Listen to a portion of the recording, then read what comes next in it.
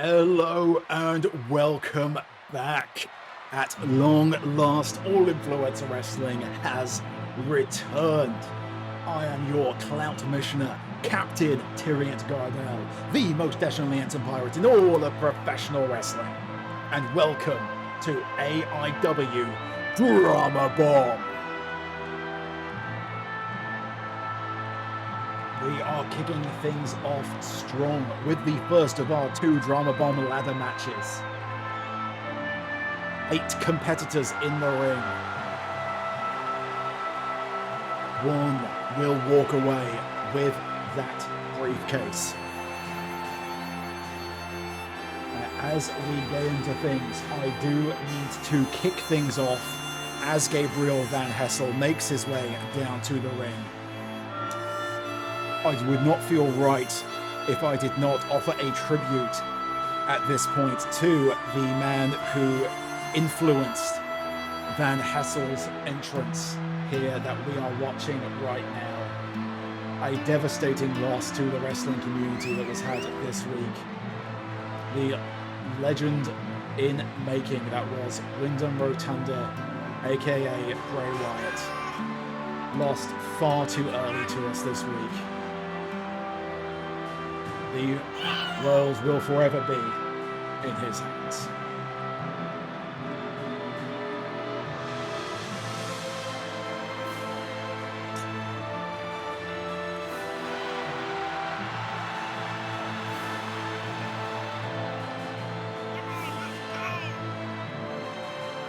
Eight competitors, one victor. Whoever walks away from this match with that Drama Bomb briefcase will be able to drop the bomb at any time they choose for a title shot of their choice. Could be cashed in advance, could be cashed in right after one of our champions has had a particularly grueling match. It is dangerous, it is powerful. It will give a massive amount of leverage to whichever competitor walks away. And of course, this being our opening match, we do have, bookending our show tonight, a second match for the other half of our roster. Another 8 competitors. After a series of grueling qualifying matches, we have arrived at these fields today. Activating combat mode.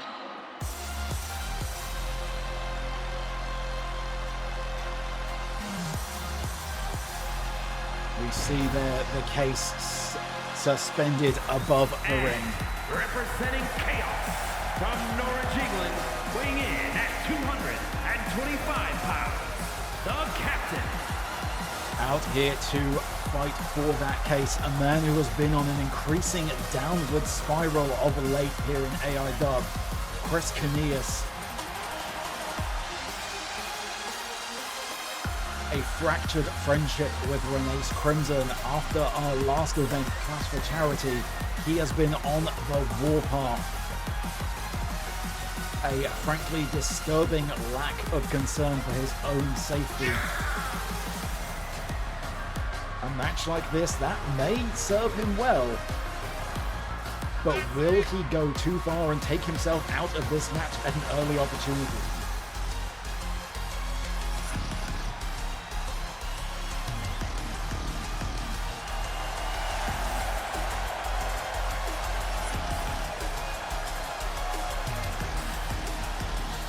Cinneas beating Steve Sparks. A long-standing rival between those two. Sparks not able to qualify for this match at all, something you have to imagine is not sitting well with one of the more unpredictable members of the roster. Activating combat mode.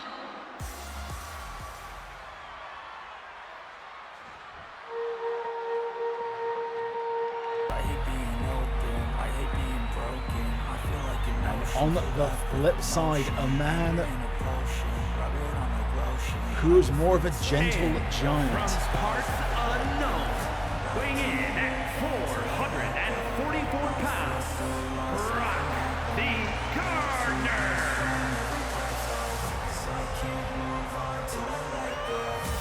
one of the earlier qualifiers for the ladder match, Brock.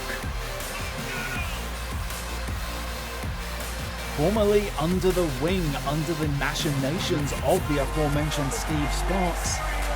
Sparks' attention seems to have shifted away from Brock in recent times. And our gardener has been left a little directionless. Remains to be seen how this will play out in this match and everything going forward. That would be a very interesting individual to hold the case. Here we go. And from Authority Megacorp HQ, weighing in at 275 pounds, GT. And here he is, one of the most hated members of the AIW roster. The golden ticket has not been having their best of luck of late. Did not come out on top in his long-standing rivalry against Renace Crimson, but managed to qualify for this match. If there is any individual in this match tonight that you do not want to see carry that case, it has to be the golden ticket. The power, the leverage that it would afford that man, he would be absolutely insufferable.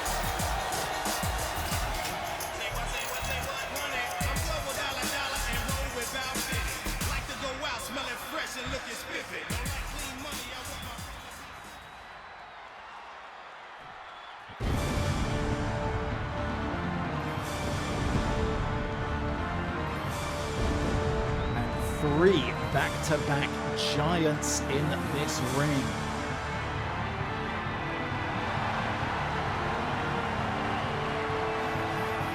And from Colorado, weighing in at 280 pounds, Big Magic Reynolds. Between Brock Golden Ticket and our next entrant, Big Magic Reynolds, you want to see big meaty men slapping meat? We've got that for you here in AIW tonight. Many of our largest, most physically intimidating competitors made their way into this match.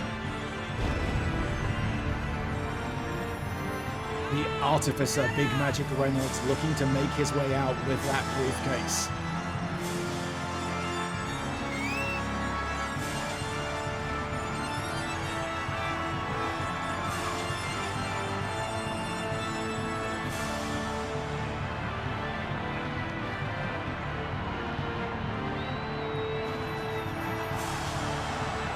Up come the lights.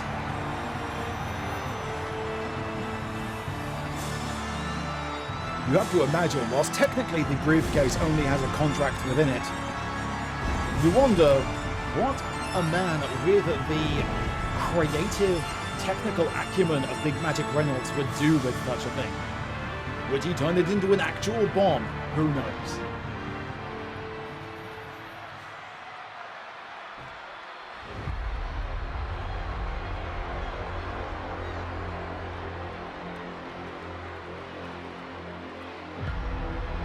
And speaking of big meaty men slapping meat, the Titans here in AIW continue to roll out.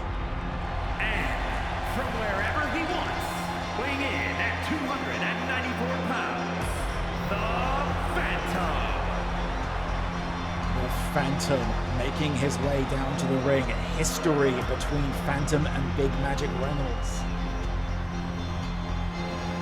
You have to imagine, though, Phantom is going to be gunning for Reynolds after those two clashing in Reynolds' opening match.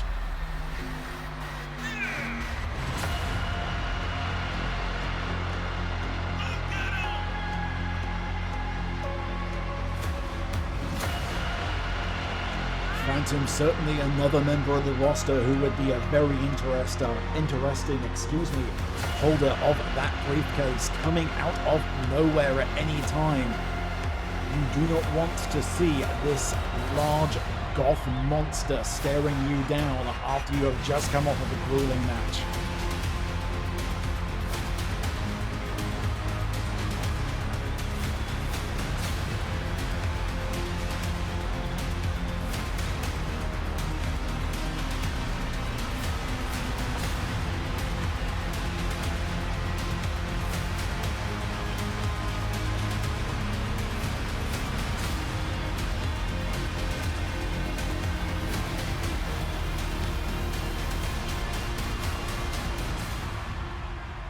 field is rapidly filling out, and we are in for quite the mood shift. And from Nevada, weighing in at 222 pounds, Pink Handsome. One member of the deadly doo-woo, Handsome Hank, making his way down to the ring. You want a mood whiplash after Phantom, Hank is here to give it to you. His tag team partner, Beautiful Bob, failing to qualify. Much to the relief, I'm sure, of everyone else in this match, none of the tag teams we have in AIW qualified together for this match. Very much each out for themselves.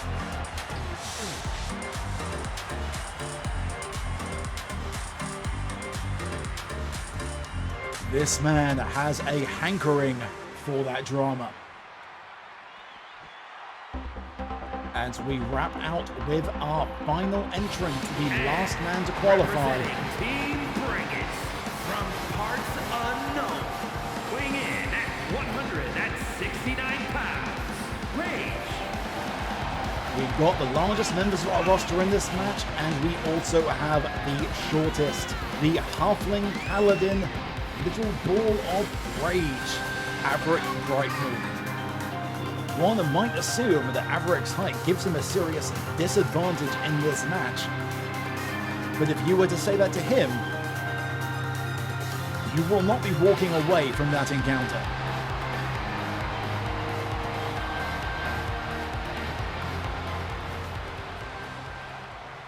As all 8 competitors are in the ring, we immediately locking up each way, and Reynolds and Ticket immediately thrown out of the ring. And getting into it on the outside, Brock seemingly eyeing up joining them. And there go, the ring has mostly been cleared with the exception of Avric now, the only one left standing. You would have thought maybe that would have been his opportunity to get into it, but no, Avric is here for a fight. Handsome Hank, meanwhile, taking advantage of the distraction. He's bringing that ladder into the ring early. Hank is not here to play. Cinneas, though, sees what Hank is up to and wants that to not. Oh, though, DDT smack onto the ladder. That is going to hurt.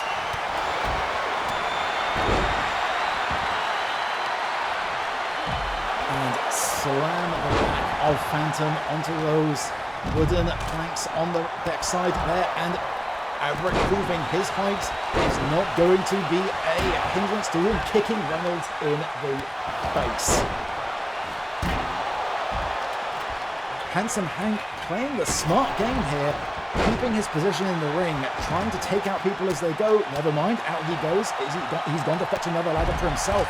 Brock hooking Golden Ticket over, and up and over goes Big Magic by Cinneas. Gabriel Van Hessel grabbing hold of Hank.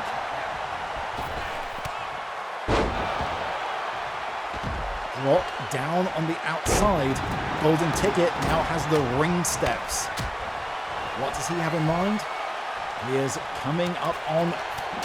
Oh, Avric not wanting any part of that. And side suplex, down goes the Golden Ticket. Handsome Hank putting an absolute showing in on this match, but cross-check there by Brock. Avric sets up the ladder in the corner, drop kick by Hank.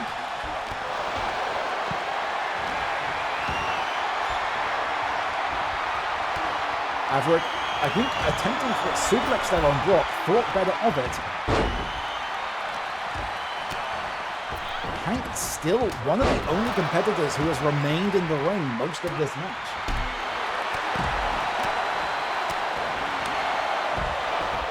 Cinneas and Avric now over the knees goes that Paladin of Serenray. Hank taking a breather on the turnbuckle there. And again, a flying drop kick to the face of Cinneas. Down goes that ladder, landing on his head. And slam Avric.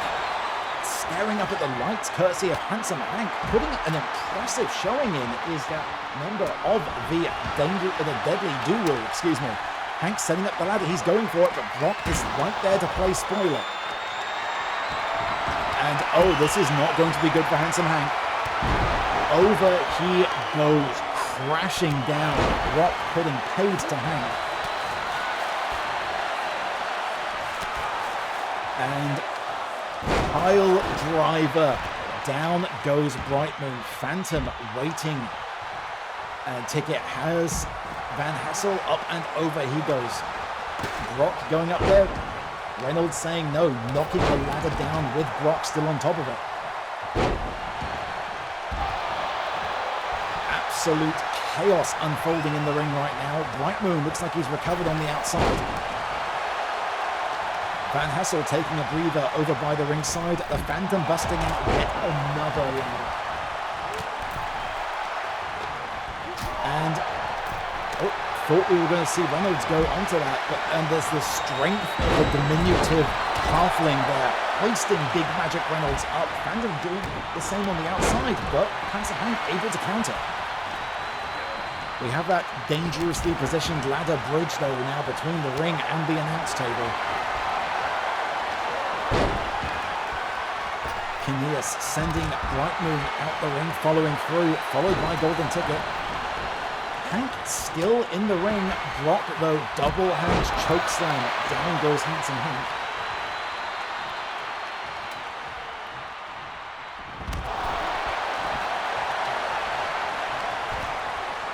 And somewhere Cinneas has managed to obtain a steel chair.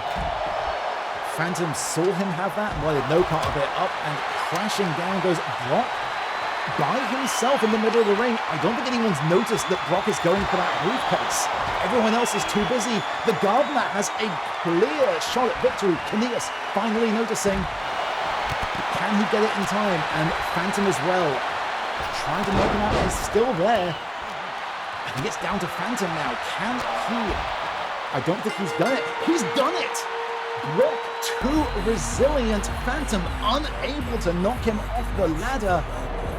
Brock the Gardener claims the Drama Bomb briefcase. What an outcome. Nobody saw that coming. Phantom desperately trying to club him down, but the sheer resiliency of Brock, too much even for the strength of the Phantom.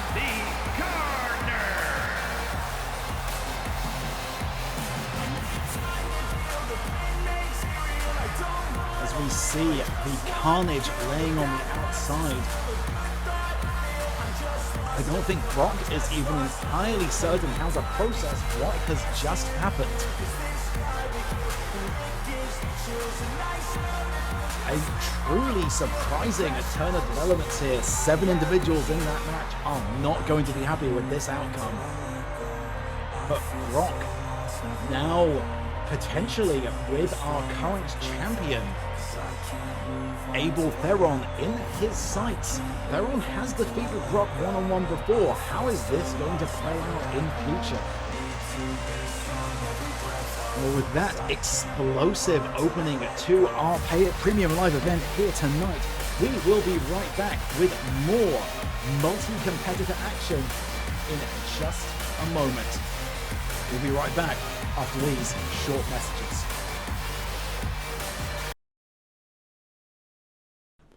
Hi, I'm Captain Turiant Guidel, most dashingly handsome pirate in all of Loomsolominsa, and the Clout Missioner of all influencer wrestling. As a swashbuckling pirate, I know a thing or two about hats, and sometimes even I feel the hats I own are just too big. So when I feel the need for minuscule millinery, there's only one place that comes to mind: tinyhatlabs.com. Tiny Hat Labs have always sought to push the boundaries of what's possible in client engagement millinery feedback solutions. Their guiding question remains the same today as it was when they were founded. What if small hat, but tiny? Operating at the nexus of science, engineering, artificial intelligence, art, fashion and design, Tiny Hat Labs seeks to pave the way to a paradigm shift in headpiece technology. While others ask, how much? tinyhatlabs.com asks, how little? I'm Captain Turiant Guidel, and tinyhatlabs.com is my favourite place for hats on the internet.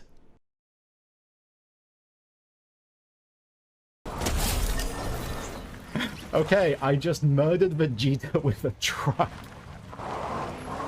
What the hell is this game? And she came down the stairs, breast in boobily. I wasn't ready.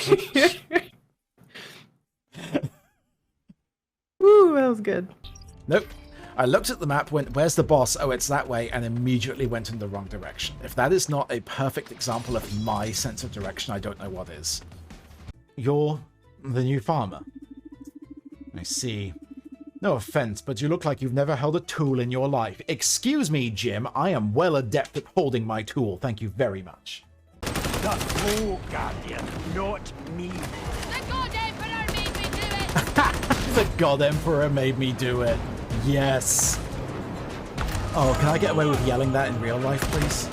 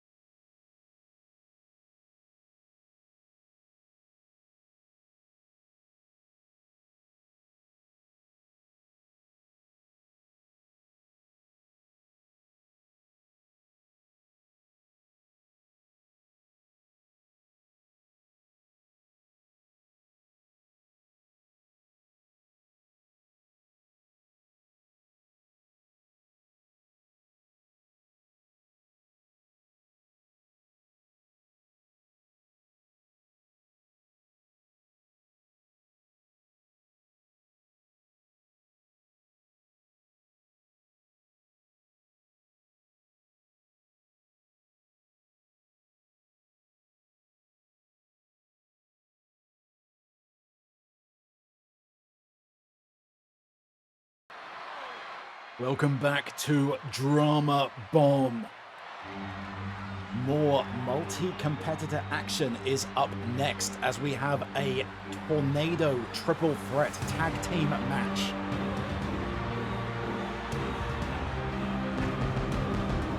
Three teams. Is a triple threat tag team match. Making our way to the ring from Brooklyn, New York, the total package, Amber Warren. Amber Warren making her way down. Her tag partner soon to follow. This triple threat tornado match does have high stakes. Whichever team comes out victorious in this match will be one of two teams competing for the inaugural AIW Tag Team Championships.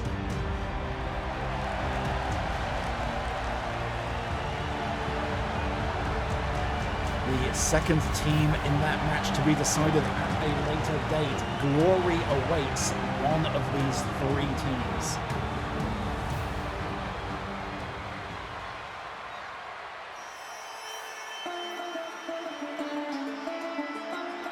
And from Mumbai, India, the specialist, Faria Ahmed. Here is her partner. Two competitors intimately familiar with each other are Amber Warren and Faria Ahmed. Not always on the same page. It will be interesting to see whether these two can coexist. Of course, this match being under Tornado rules, both competitors in every team will be legal at all times. There is no tagging in this match. It is 2v2v2. All action in the ring at once.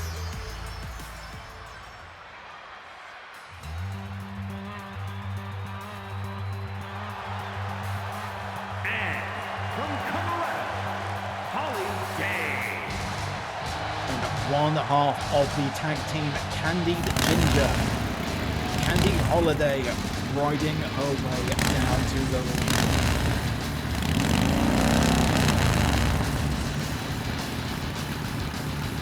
Candy and her partner, Her Royal Highness the Ginger Flame, she who sings on the graves of her enemies, have seen some solid results as a team together. Neither of them, unfortunately, able to qualify for the ladder match tonight, but is tag team gold in their future.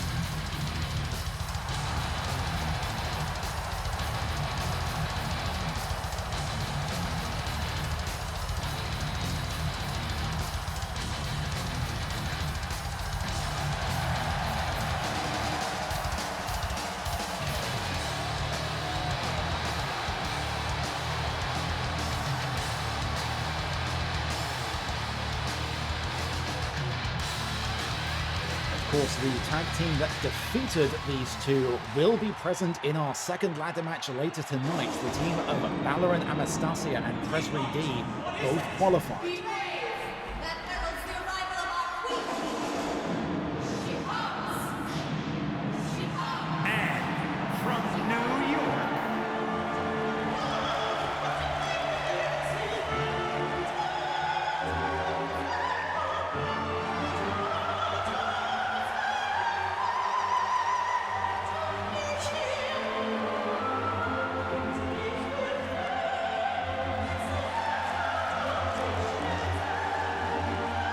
Singing her own way down to the ring, Her Royal Highness, the Ginger Flame, she who sings on the graves of her enemies.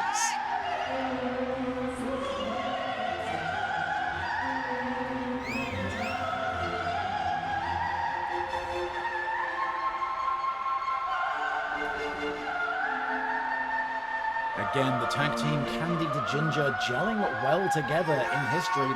They've proven a formidable tag team in the past. Will that be enough to carry them to victory in this match?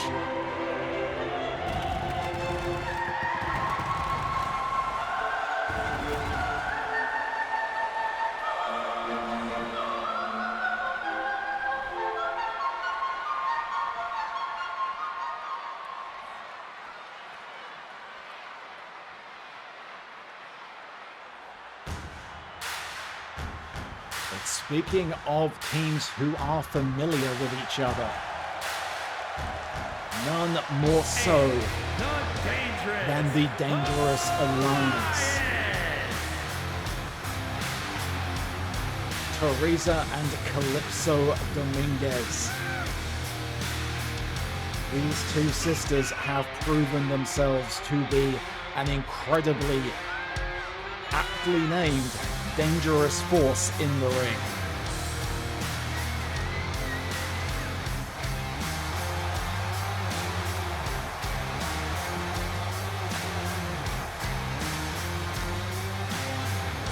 These two have clashed with Candied Ginger numerous times, and between them have a long history with both Amber Warren, and Faria Ahmed. Lots of history in this match. Which of these three teams is going to come out on top?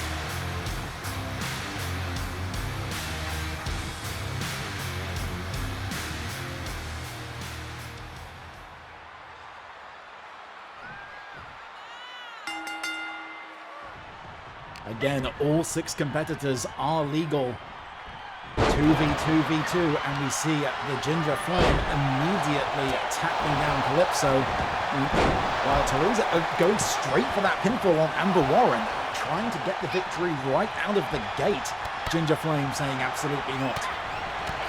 And there's Faria with that running clothesline, taking down Candy Holiday. Dangerous Alliance seems to be clearing house in the ring right now. The two sisters very much operating on the same page. And there goes Faria over the knee of the Ginger Flame. And a stomp to the face of the Ginger Flame.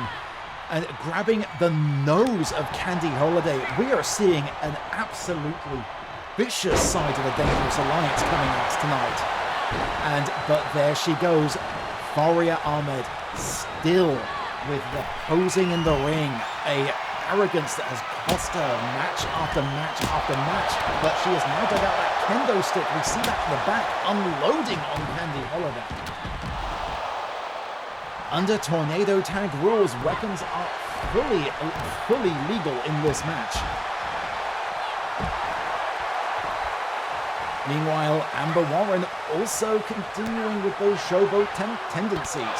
A very, very foolhardy move when you're in the ring with one of the Dangerous Alliance. Coming with that quick spear out of nowhere though by Amber.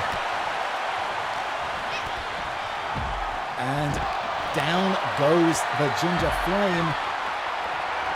And down goes Candy Holiday. Candy Ginger being picked apart on the outside of the ring right now.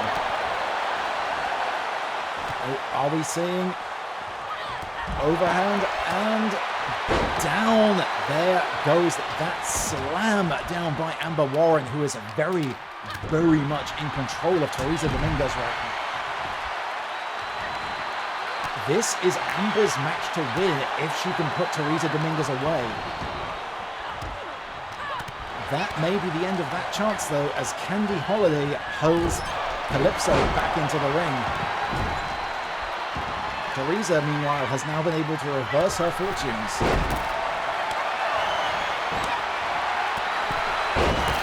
And the athleticism shown by Calypso. Up she goes again, top rope this time. Down goes Candy Holiday.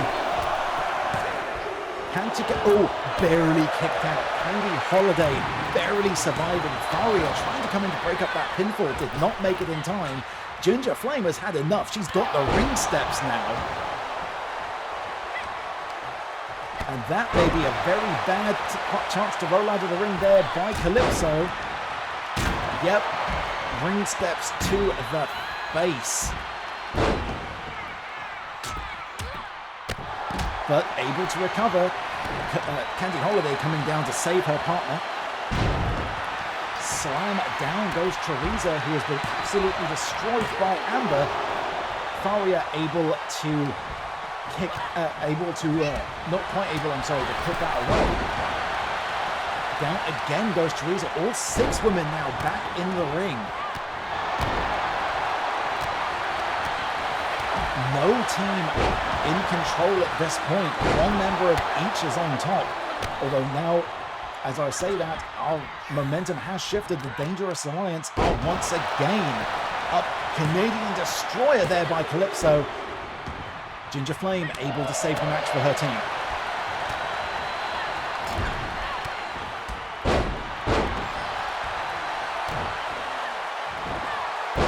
And the flips, the athleticism we are seeing for the Dangerous Alliance tonight.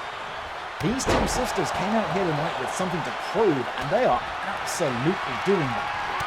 Up onto the shoulders of Candy Holiday go Amber Warren, and good night go to sleep. 1, 2, is that going to do it? No, Amber Warren powers out, not enough.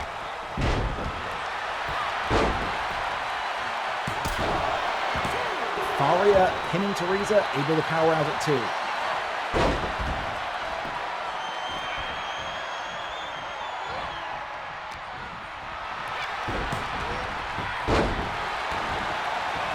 And once again onto the shoulders of Amber Warren goes the Ginger Flame. Submission there, locked in by Calypso.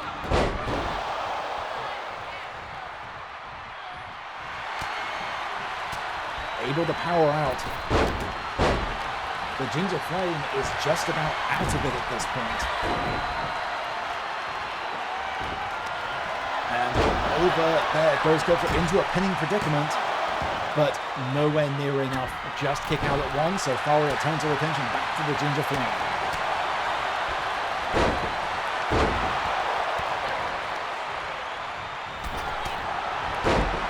Down goes Warren.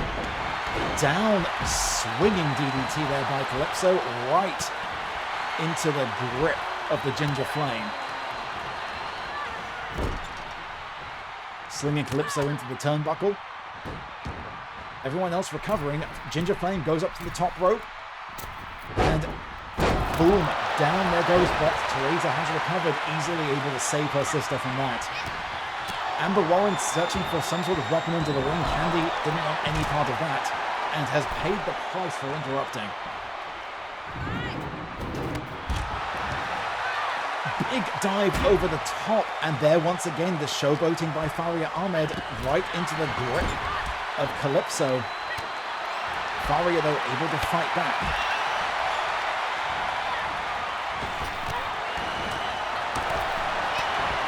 There she goes, and Teresa driving the face of Ginger Flame down into the ship's decking. What does Faria have in mind here? Planting the face of Calypso down to the canvas, but she is able to recover. Where did Candy Holiday get a freaking sledgehammer from? Right into the guts of Teresa. Candy is done playing. Faria, though, with a kendo stick, bringing her own weapon into this. And there comes Ginger Flame from behind. Up and... oh, reversal there by Faria Ahmed.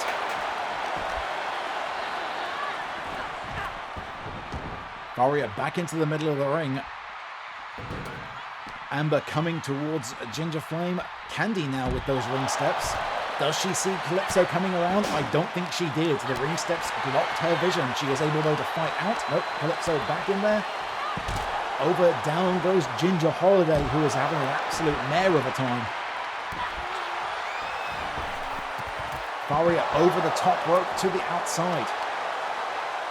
Oh, and I think we are seeing that the leg locked in there. What on earth is Calypso doing to Candy there? That was a vicious plant, and Ginger Flame getting hurtled towards her partner. Now Faria Ahmed and Amber Holiday in control. Amber Warren, excuse me. I'm sorry. I was wondering there where Teresa was gone, hidden behind the back half of the ring there. Ginger Flame back to her feet, right in time to get a striking combination there by Faria Ahmed. Candy's got that sledgehammer back and is absolutely putting it to work. But there, once again, we see that nose grab by Calypso Dominguez. An absolutely vicious match.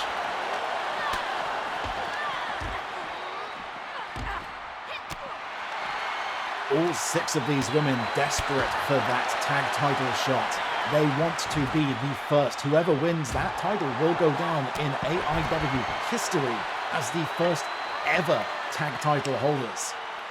There's a lot to be gained from this. And now Faria's the one who got that sledgehammer, putting it to use on the Ginger Flame. Candy trying to come to the rescue, maybe getting Calypso out of the way, getting planted into the ringside for her troubles.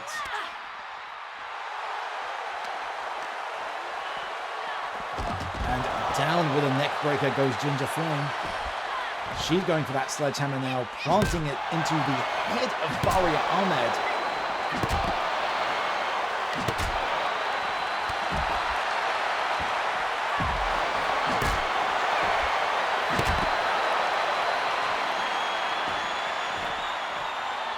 What does Ginger Flame have in mind now? I think she's decided she's taken Faria out of commission. Getting ready to square up with Teresa Dominguez, and she does so. Both of them, both members of Candy Ginger now facing down Teresa. Amber Warren there, able to even the odds.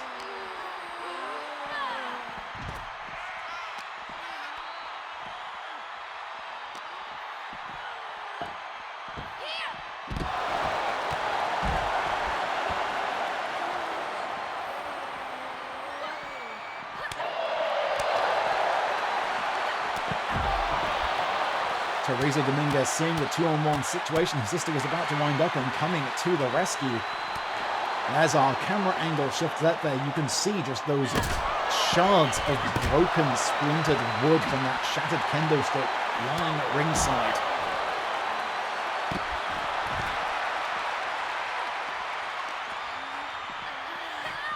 Faria once again knocked damn near senseless on the outside. Uppercut going there for that sledgehammer once more. Finally getting some action back in the ring. One representative of each team in the ring right now.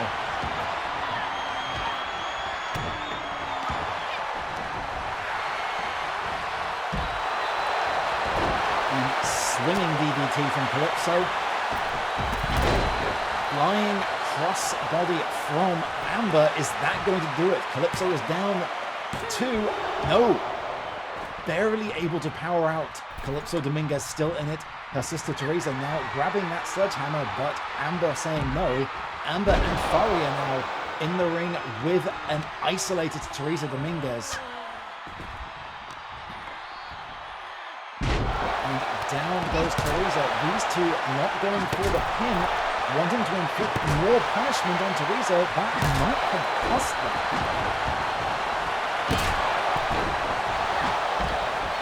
Oh, a bit of a miscommunication there, I think, between Warren and Ahmed. Teresa rolling out of the ring, and now that sledgehammer being put to vicious use on Calypso. Going for the pinfall, Candy there to break it up. I think with that 2-on-1 advantage, had they gone for the pinfall, the team of Amber and Faria Ahmed might have come away with a victory, but they were more interested in inflicting pain on Teresa, giving Candy Holiday time to get back into the ring and play sport.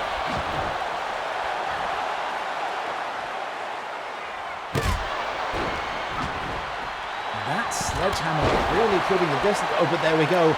Running kick. We've seen that end many a match for Candy Holiday before. Is that going to do it? It is.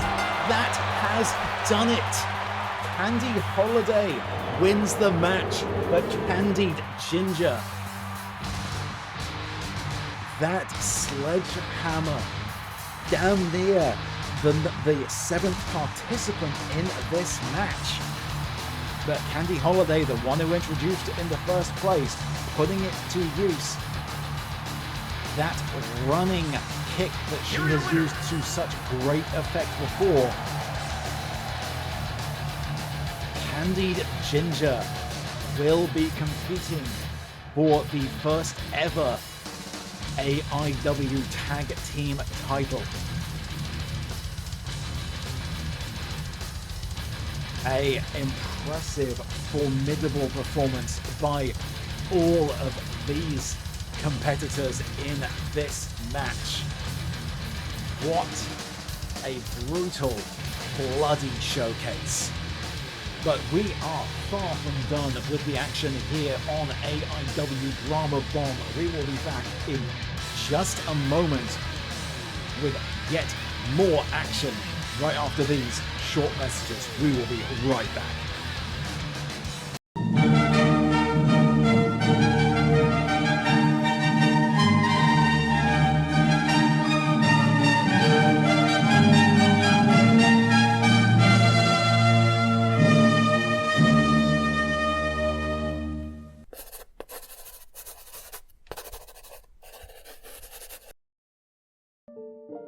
Luz tried everything to open the door, but it wouldn't budge.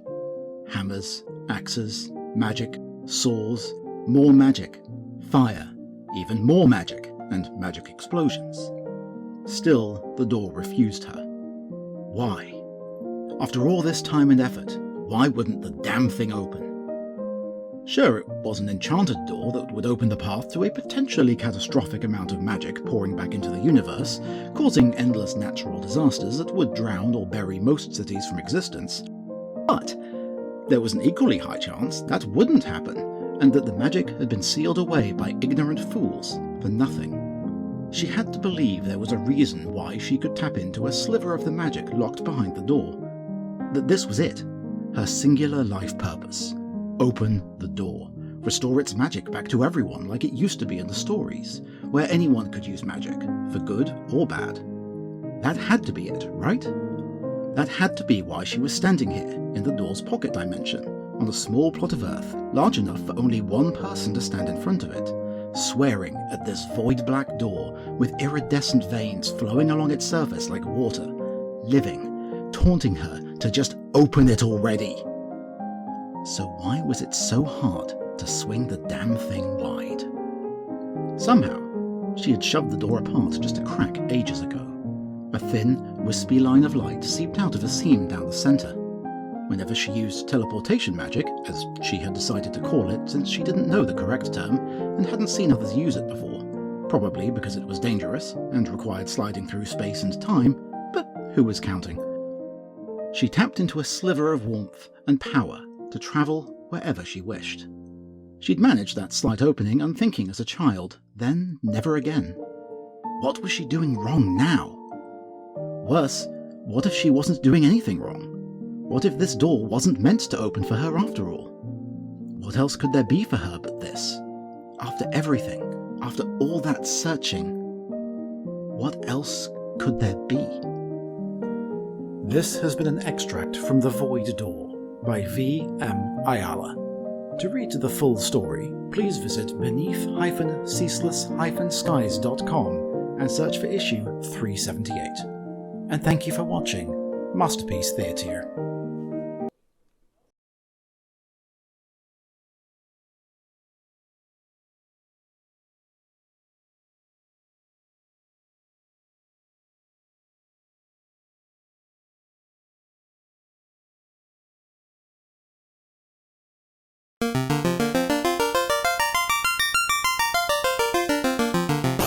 Get those heels going. Thank you, Steve. In Steve we trust. Steve protects us. Steve is the way. Steve is the light. All right. Oh, and we got a troll. That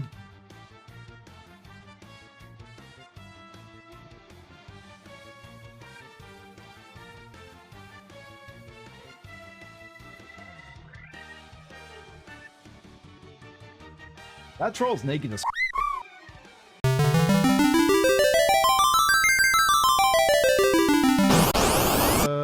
here, come on. Ah, almost made it back. Oh no, we got ambushed by brains. That's a mood. Oh, Ice Storm 16. Hey, Daspith. Oh, okay, so Daspith just healed Tiamat. Oh, sorry, Daspith just healed her. Sorry, Leon healed Tiamat. Daspith is great. Tell Sonya love. Sonya, Daspith loves you.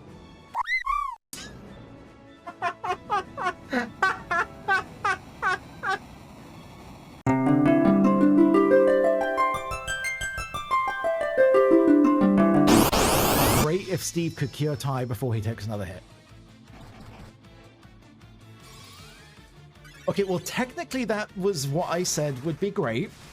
It's not exactly the path I intended to get there, but I suppose technically that's what I asked for. It would appear that he is, in fact, down here choking the serpent. My chair was stolen while I was gone. And now this one is here. Very upset about the fact that I removed him from said chair.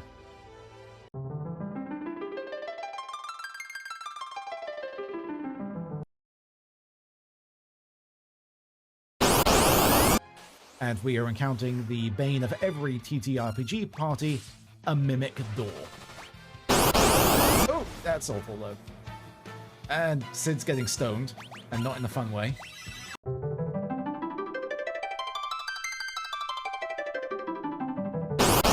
Trees in the forest are alive. They can understand human speech and can read minds. The trees are alive, and they say, F you. Slept like a top.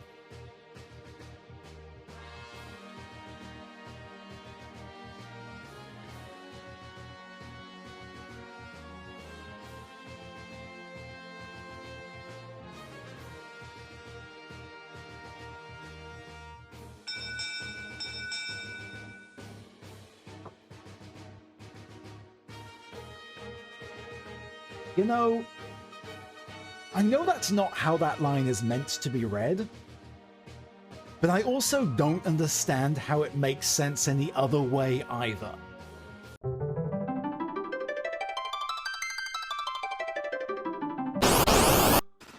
Oh, balls, it's a monster in a box. Okay. Oh,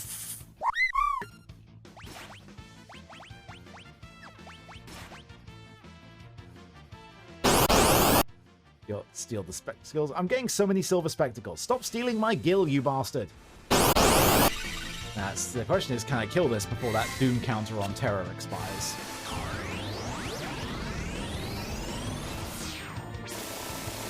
The answer appears to be no.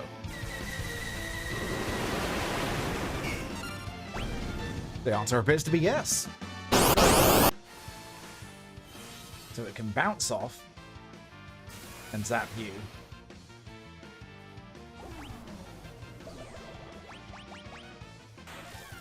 Oh, and you just did banish again. Oh, cool. The entire party got banished.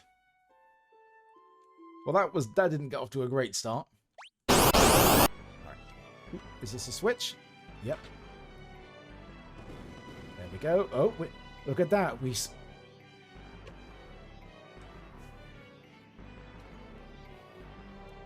I stepped on the switch, and it revealed a new hole.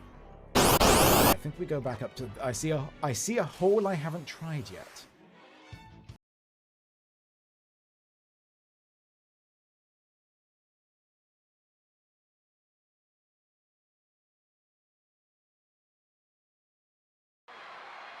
Alright, we are back and ready for tonight's one title match on the card. It's a rematch. It's a conflict we've seen several times before. Aria Nightvalley once again is pursuing that $1 million championship. Making her way to the ring from Philadelphia, Pennsylvania, Lady Winters.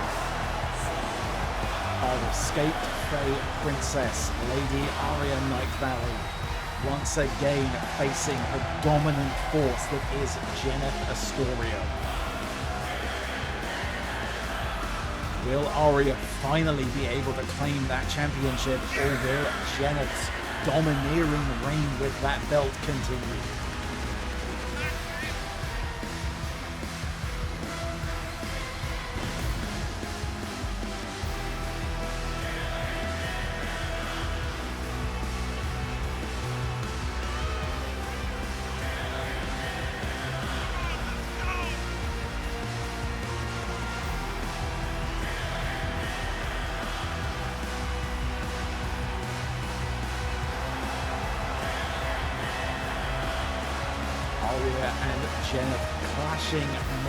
Many times before.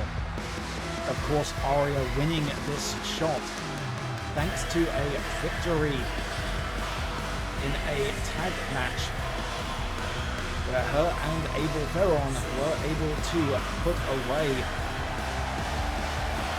Blix and her partner.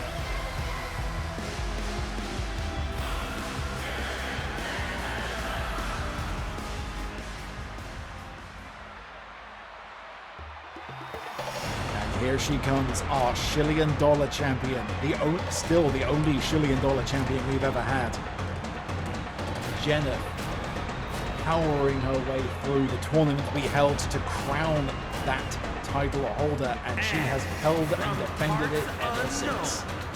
The Internet Honor Champion, Jen.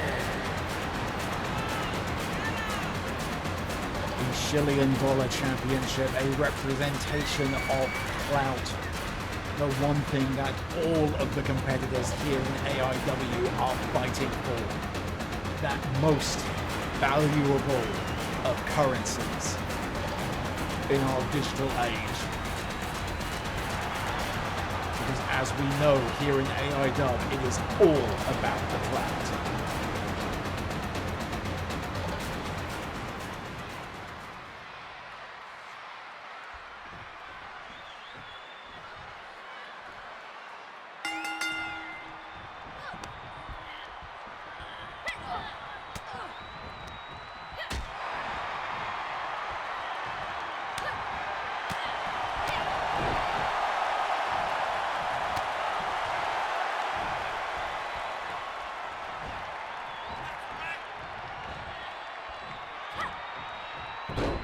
Jeneth just towering over Aria, stomping down and just yelling at her to get up and fight. Aria more than happy to do so.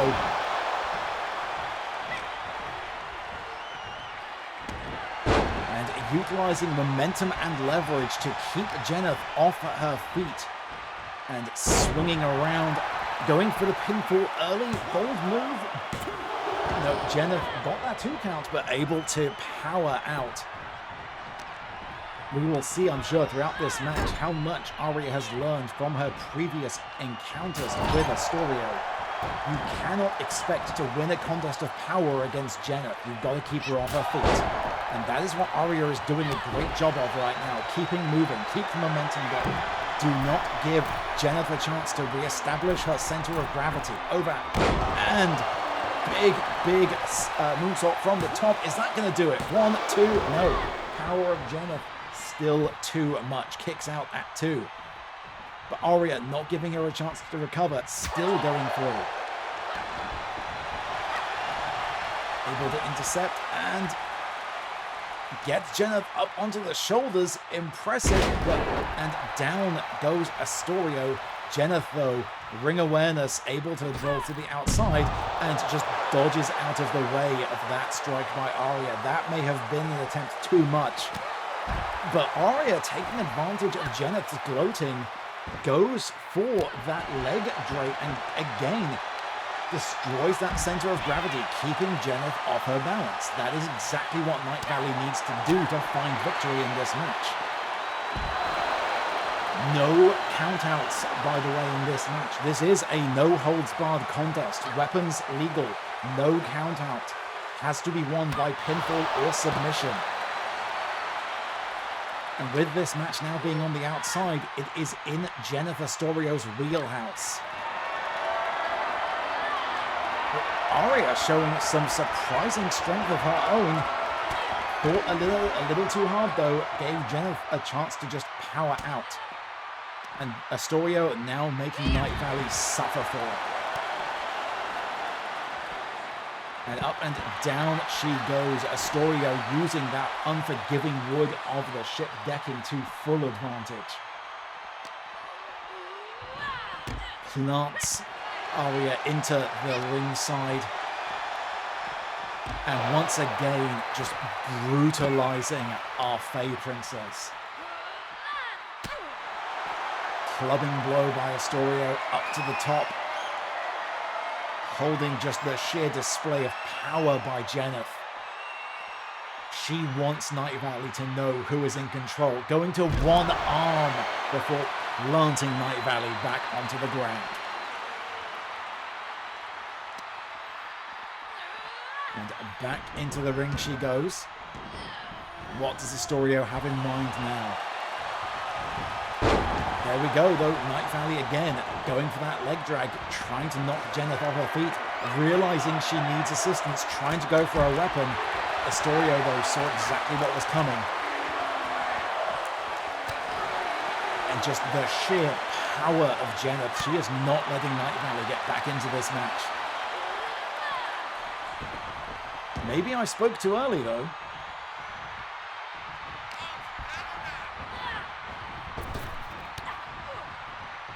Again, trying to knock Jeneth off, but now Jeneth being the one to do the same thing. Just thrusting Aria down to the mat. Surely that's not going to... Yeah, 2 count on that.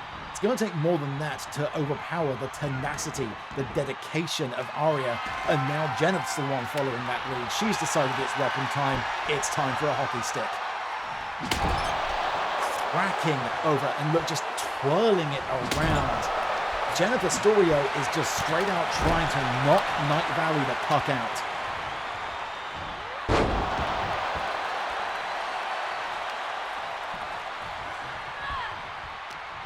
Seemingly, though, giving Nightvalley a chance to get back into it.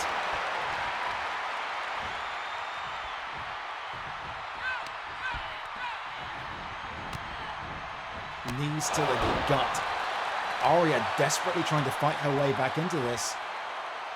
Repositioning Astorio. Is she going for a move on the top rope? Perhaps, though. Astorio able to recover. And again, Astorio starts to charge. Nightvalley able to utilize that momentum. And, oh, interesting. Going for a submission maneuver. And can she lock that bridge in? She can. She has the full torque on that figure 4 in there. Astorio desperately trying to fight her way out.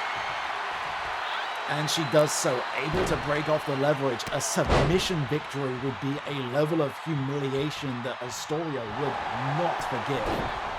Rolling through into the pinfall. Only a 1 though. And up onto the shoulders goes Nightvalley. Those wings not going to help her up there. Cracking, draping the neck off of the ring rope there. Astorio wants to punish Nightvalley for that attempt and hoists her up. and wrenching her back, going for a submission of her own. Astoria really wanting to make Aria punish for that submission attempt. Is Nightvalley going to tap? Can she hold on?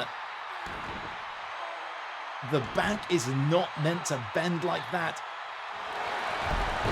And just able to get enough position altered to where she sends Astoria tumbling over. Boot to the face by Nightvalley. She has something in mind for Astoria now. What's she looking for? And the winter snap. Down goes Astoria. She looks out of it. Is that going to be enough? Has Nightvalley done it? No. Barely kicking out at 2. Astoria powering out. Nightvalley cannot believe it. The Nightvalley continuing the assault. She is back in control. This is where she needs to be. She cannot give Jeneth a moment to recover. Rolling out of the way, roll through, going for another pinfall. Smart move. Got to keep that pressure up. Is that going to do it? It's done it! That has done it. Keeping the pressure up. Our Faye David has finally felled her Goliath. Astoria rolling out of the way of that initial moonsault attempt. Nightvalley powering through, bouncing once again, using that momentum to crash down onto the gut that was taking those blows earlier of Jennifer Astoria. Astorio's reign is over. Lady Aria Nightvalley is our new $1 million champion.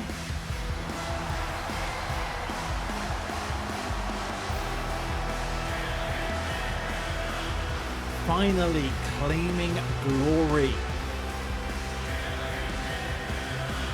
But Astoria is not going to leave that lying down. I think very quickly Nightvalley will realize that holding that title means she now has a gigantic bullseye painted right onto her back.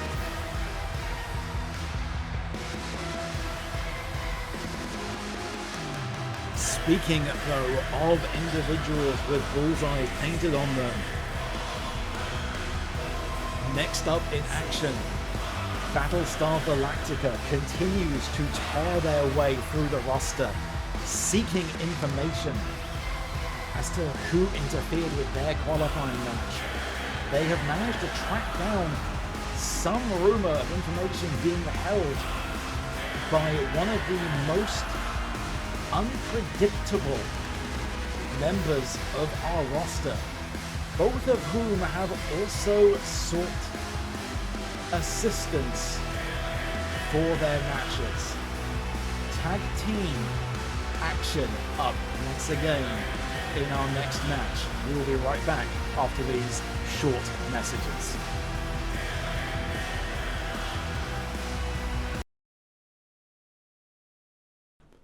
Hi, I'm Captain Turiant Guidel, most dashingly handsome pirate in all of Minster and the Clout Missioner of all Influencer Wrestling. As a swashbuckling pirate, I know a thing or two about hats, and sometimes even I feel the hats I own are just too big. So when I feel the need for minuscule millinery, there's only one place that comes to mind: tinyhatlabs.com. Tiny Hat Labs have always sought to push the boundaries of what's possible in client engagement millinery feedback solutions. Their guiding question remains the same today as it was when they were founded. What if small hat, but tiny? Operating at the nexus of science, engineering, artificial intelligence, art, fashion and design, Tiny Hat Labs seeks to pave the way to a paradigm shift in headpiece technology. While others ask, how much? tinyhatlabs.com asks, how little? I'm Captain Turiant Guidel, and tinyhatlabs.com is my favourite place for hats on the internet.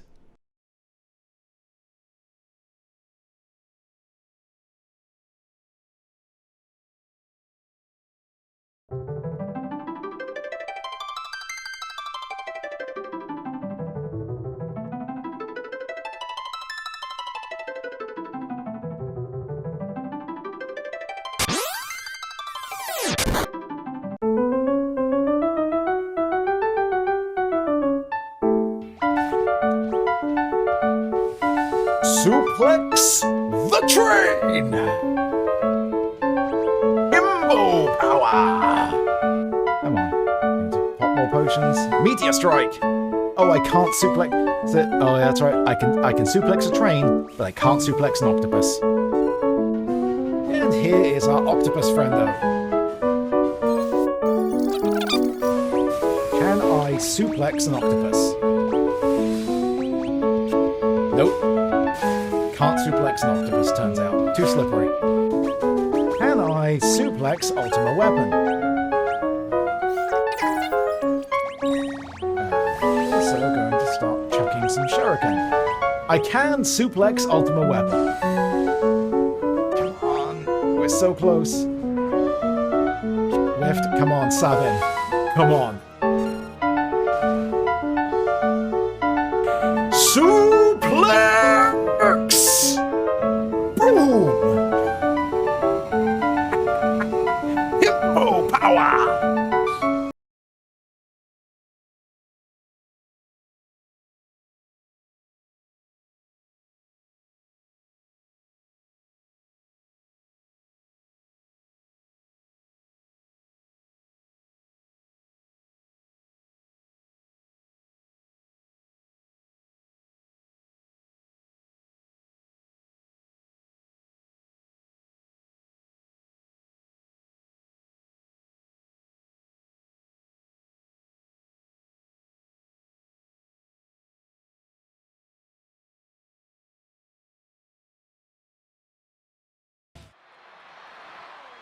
Welcome back to our penultimate match of the night.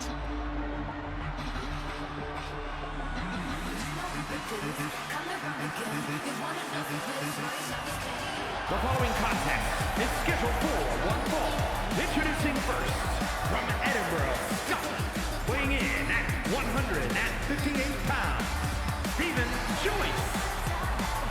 He's a fan favorite here in All Influencer Wrestling, and Battlestar's tag team partner tonight, Stephen Joyce, makes his way down to the ring. Recruited by Battlestar to help figure out what the hell is going on.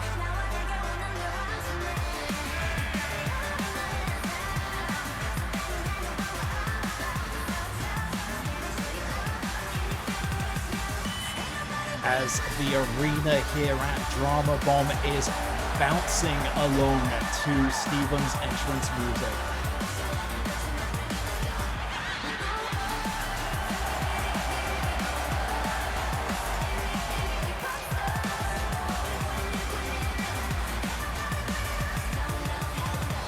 You ready for this? Let's go. Let's go indeed. But here comes the focal part of this match, the one who pulled this together. This star is on a And his mission. partner, representing Chaos, from Valhalla, the Tank.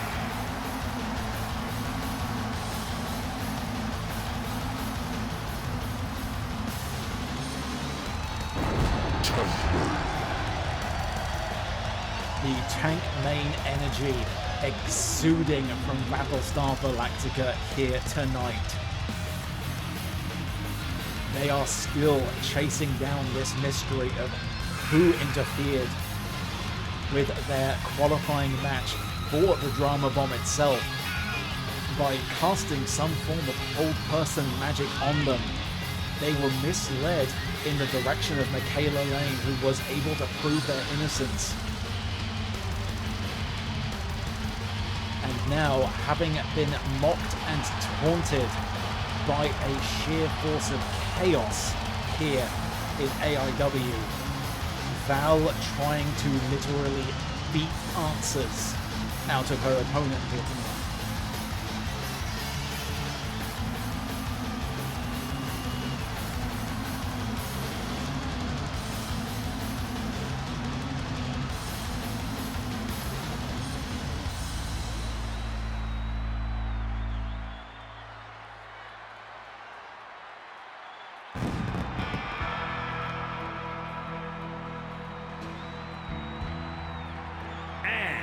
From Minnesota, weighing in at 268 pounds, Steve Unpredictable Sparks. The unpredictable Steve Sparks brought in for this match. Sparks very much not happy that he did not qualify for the Drama Bomb ladder match himself, and you have to imagine what must be going through Sparks' mind, knowing that his former enforcer, Brock, was the one to take that case.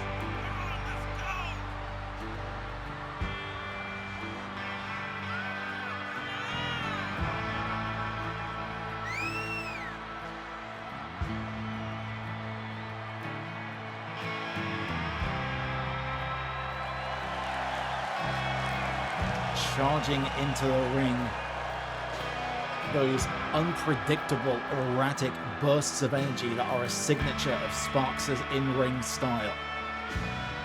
There we see his opponents waiting on the outside, but here comes the one that Battlestar has targeted.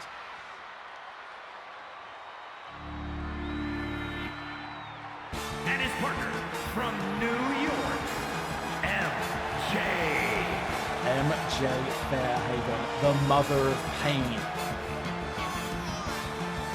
Tormenting, mocking Battlestar Galactica. Battlestar called this match together to see what it is, if anything, the mother of pain knows. Does she have information, or is she just being an asshole? An incredibly purple match is this one between two members of the Stream Team and MJ herself. Very, very purple. Of course, the rules of intergender matchups. Once a tag is made, the tag has to continue. So if Sparks is the tag in the Mother of Pain, Battlestar will immediately also be considered to be tagged in. Sparks immediately going for a pinfall right out of the gate.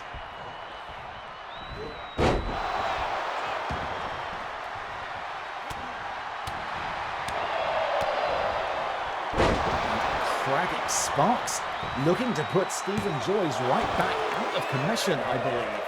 Of course, remember, it was Steve Sparks who inflicted some grievous injuries upon Stephen Joyce during the Clash for Charity that knocked him out of action for so long and kicked off the crusade of vengeance that Cinneas has been on ever since. Stephen Joyce, though, able to fight back and giving Battlestar the opportunity to get involved in this match. Battlestar eyeing up the Mother of Pain. Mother of Pain, though, unpredictable in her own right. Able to counter that boot attempt and sends Battlestar right out of the ring. Over she goes, flying over, crashing down onto Battlestar on the outside. And down the Mother of Pain, whose in-ring style can only be described as a pinball.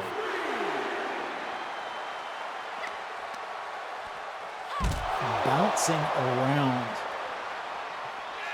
is not letting Battlestar get even a look in on this. Referee reaching that 6 count already. We've well established Mother of Pain does not care about how she obtains a victory. Crashing Battlestar into that announce table. Ref's count already about to hit the 8. Battlestar able to power out, just able to break that count in time. I was worried there for a moment we were going to see a double count out, which would be a very disappointing finish for not only the audience but for Battlestar. Cracking a Mother of Pain over the knee and wrenching, inflicting back pain onto her opponent. And tagging in Stephen Joyce back, Battlestar needing a moment to recover after that brutal beating on the outside. But Sparks immediately able to take control, knee to the gut of Stephen Joyce. And Sparks just taunting.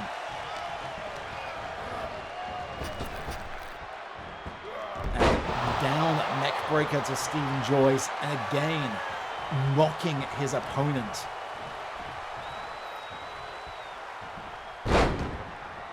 Arm drag down to the mat and wrenching the arm of Stephen Joyce is Steve Sparks. He knows that those arms of Stephen Joyce are a particular area of vulnerability. The continual RSI strain that Stephen Joyce experiences due to his continual devotion to approaching the upper echelons of competitive Valorant play. Those wrists, those arms, a liability in the ring for Stephen. Going for the pinfall, Mother of Pain able to power out, rolls to the outside to recover.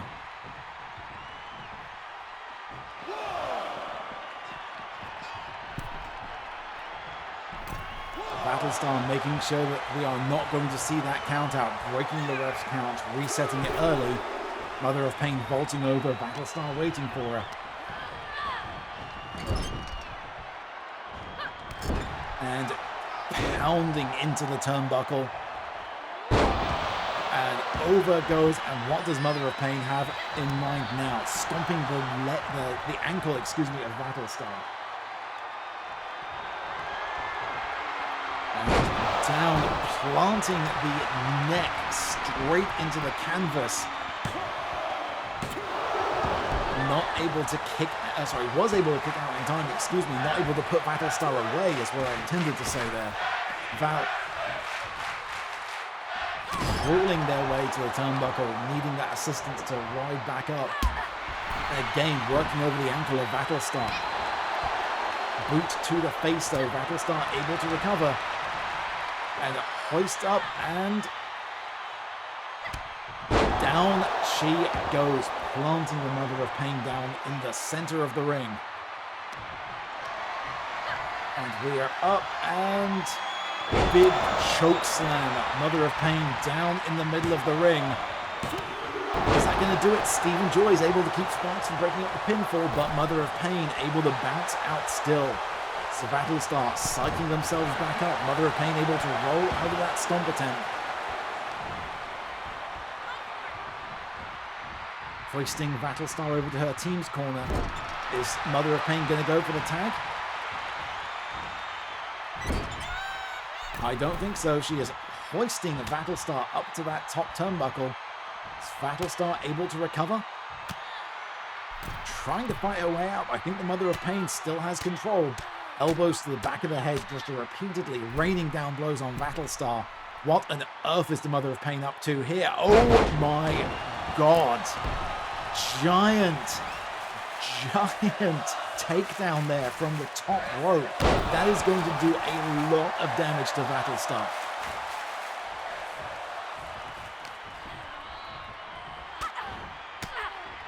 Battlestar, though, able to power their way out. And slam down, returning the favor.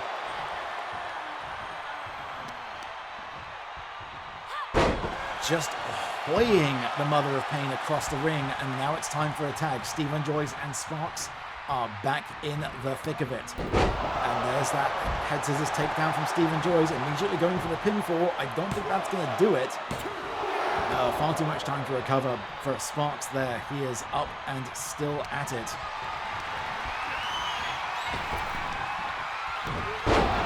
And over cross-arm suplex, and Stephen Joy is able to kick out. And again, hoisting Stephen Joyce up and over. What does Sparks have in mind here? Again, going for that arm of Stephen Joyce, going once again, wrenching, working that shoulder of Stephen. And once again, pausing for the taunt. Over, spin, around you go, and down lands Sparks. Locking up, returning Steve Sparks over to his corner now. Oh, what does Stephen have in mind? Up top, big swinging DDT from the middle rope. Is that going to be enough to put Sparks away? Not even a 2 count. Kicks out at 1. Stephen keeping the momentum up going, changes out to Battlestar. Oh, missed clothesline attempt, able to back elbow out of the Mother of Pain's grapple. Tying Mother of Pain up in the ropes. What does Battlestar have in mind? Up and bouncing her into the ropes. Going for a pinfall attempt. 1, 2, not able to do it. Mother of Pain kicks out at 2. Battlestar biding their time, waiting. What do they have in mind? Kick to the face is apparently what it is, and a tag, and Stephen Joyce is back in. Steve Sparks waiting in the middle of the ring, ready to go. Head scissors takedown by Stephen Joyce. Mother of Pain stunned there. Ref, what are you doing? Get in there for that pin count. 1, 2. Mother of Pain able to distract the ref long enough, I think. Stephen Joyce had Sparks down for a 3 count, but ref too distracted to count it. Oh, now that is uncalled for. Sparks landing that hat slam on Stephen Joyce. Trying to put Stephen away with his own move. Not enough though. Stephen able to power out.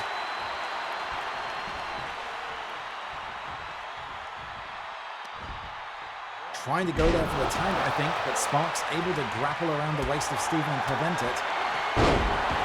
Slam down to the mat, going for the pinfall. Is that going to do it? Mother of Pain able to break up the pin.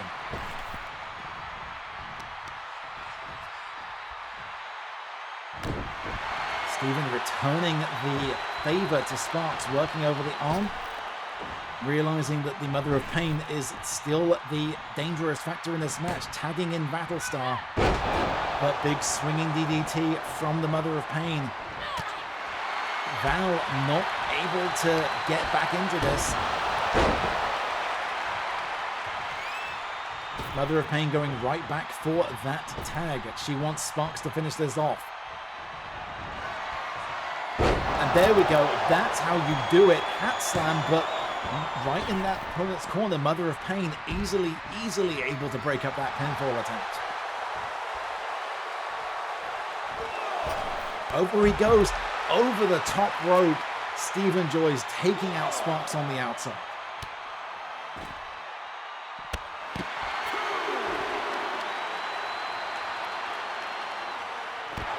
Again, working over the arm, returning the favor of Sparks. And Stephen's had enough.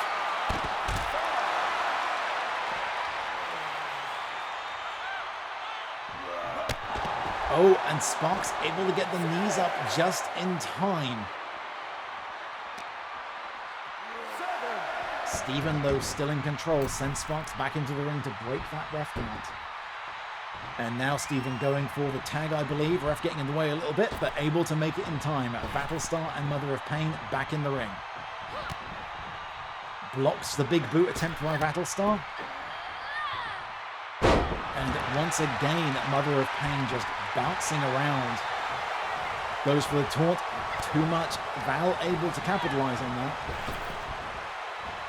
And down. Plants Mother of Pain in the middle of the ring. Is that going to do it? 2 count? No. Kicks out at 2. Battlestar needs to keep the momentum up here, and she seems like she's doing that.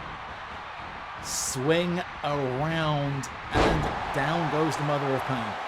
And again, tag Stephen and Sparks back in the ring. And DDT from Sparks to Stephen, knocking him down to the canvas. And over he goes, right there though, in Battlestar's corner. Not going to be able to pin him there without Val breaking up that pin. Sparks seems to know it, trying to reposition Stephen a little bit.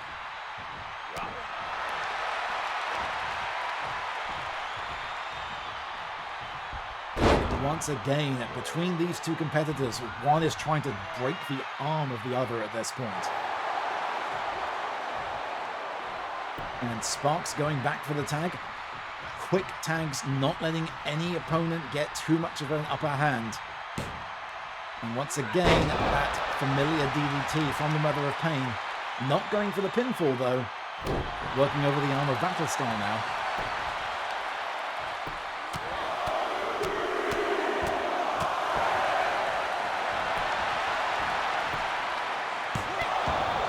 Val, that tank main determination, still kicks out at 1.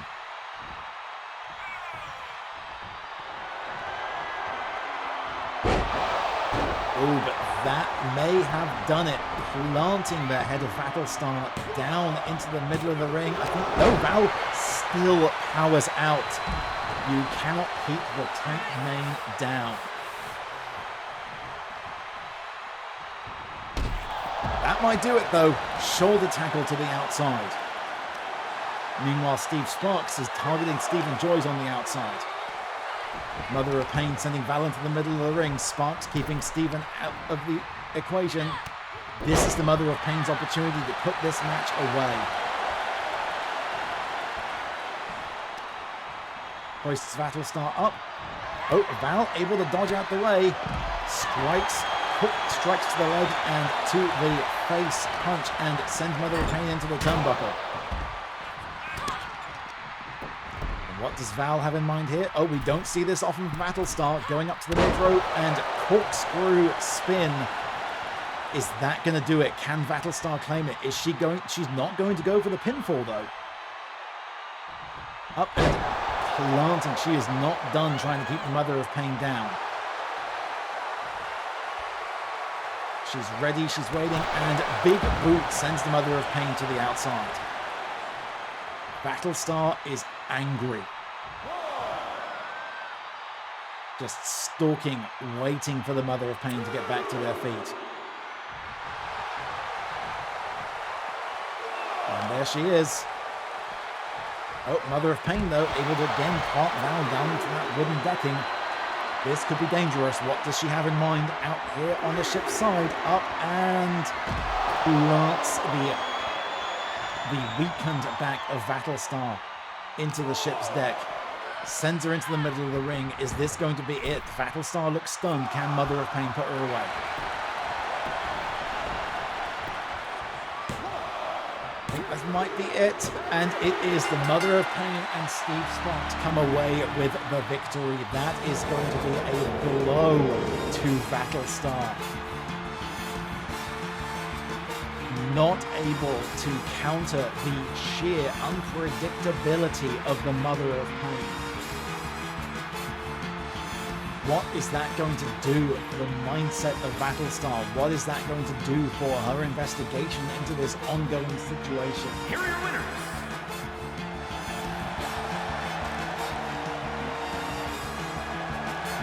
And what has that done for the ongoing rivalry between Steve and Joyce and, let's face it, damn near the rest of the roster? What's that? How is Sparks going to capitalize on this victory? Phenomenal, though. Hard-hitting match. It looks like Steven Sparks has even been busted open at some point. A little bit of a crimson mask starting there on the right side of Sparks' head. But from that chaos to even more. Up next is our final match, our main event of the night, our second Drama Bomb ladder match. 8 competitors. Only one will claim the Drama Bomb briefcase. Who is going to join Brock as the bomb holder? We will find out after these messages.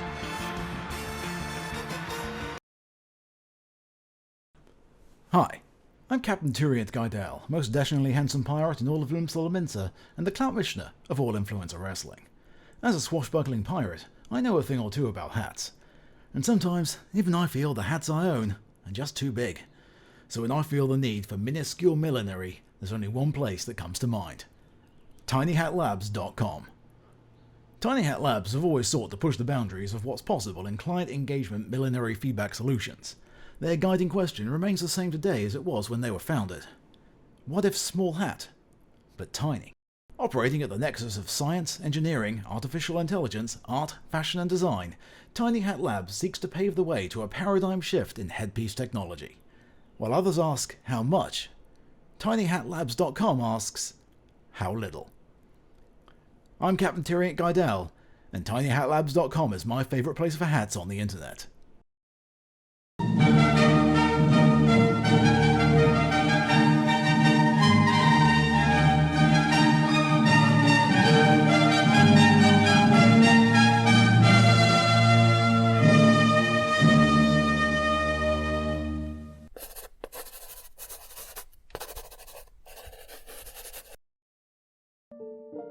Luz tried everything to open the door, but it wouldn't budge. Hammers, axes, magic, saws, more magic, fire, even more magic, and magic explosions. Still, the door refused her. Why? After all this time and effort, why wouldn't the damn thing open? Sure, it was an enchanted door that would open the path to a potentially catastrophic amount of magic pouring back into the universe, causing endless natural disasters that would drown or bury most cities from existence. But there was an equally high chance that wouldn't happen, and that the magic had been sealed away by ignorant fools for nothing. She had to believe there was a reason why she could tap into a sliver of the magic locked behind the door. That this was it, her singular life purpose. Open the door, restore its magic back to everyone like it used to be in the stories, where anyone could use magic, for good or bad. That had to be it, right? That had to be why she was standing here, in the door's pocket dimension, on a small plot of Earth, large enough for only one person to stand in front of it, swearing at this void-black door with iridescent veins flowing along its surface like water, living, taunting her to just open it already. So why was it so hard to swing the damn thing wide? Somehow, she had shoved the door apart just a crack ages ago. A thin, wispy line of light seeped out of a seam down the centre. Whenever she used teleportation magic, as she had decided to call it since she didn't know the correct term and hadn't seen others use it before, probably because it was dangerous and required sliding through space and time, but who was counting? She tapped into a sliver of warmth and power to travel wherever she wished. She'd managed that slight opening unthinking as a child, then never again. What was she doing wrong now? Worse, what if she wasn't doing anything wrong? What if this door wasn't meant to open for her after all? What else could there be for her but this? After everything, after all that searching, what else could there be? This has been an extract from The Void Door by V.M. Ayala. To read the full story, please visit beneath-ceaseless-skies.com and search for issue 378. And thank you for watching Masterpiece Theatre.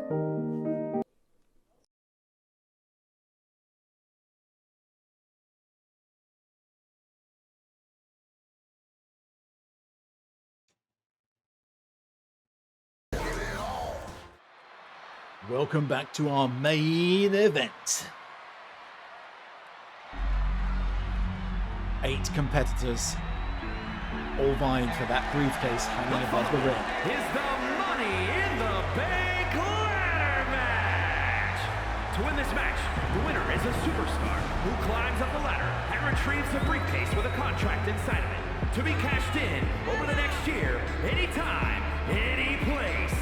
Making her way to the ring from Sin City, Banshee.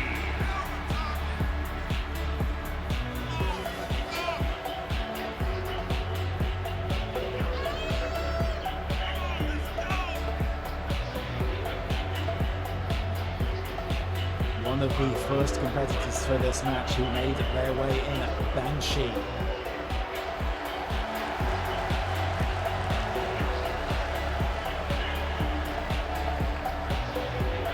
Victorious over Michaela Lane and Saria Violet in a triple threat match. She was the first to qualify. Has therefore had the longest to prepare.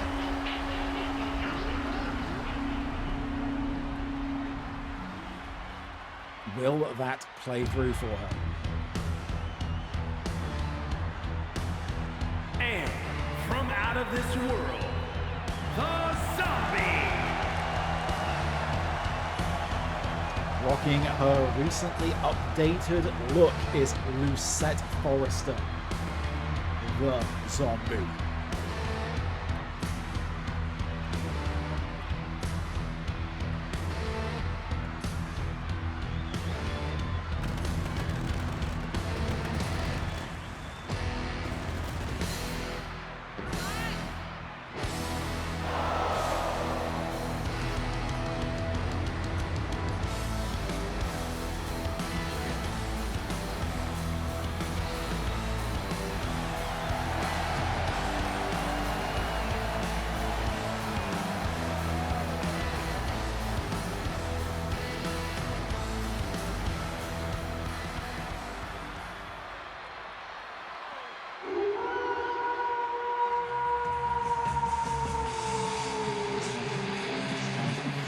one half of a tag team in this match, which is going to make for a fascinating dynamic. They qualified by defeating Candy Ginger to make their way into the match. Pressery D, the Hunter. From parts unknown, the Hunter.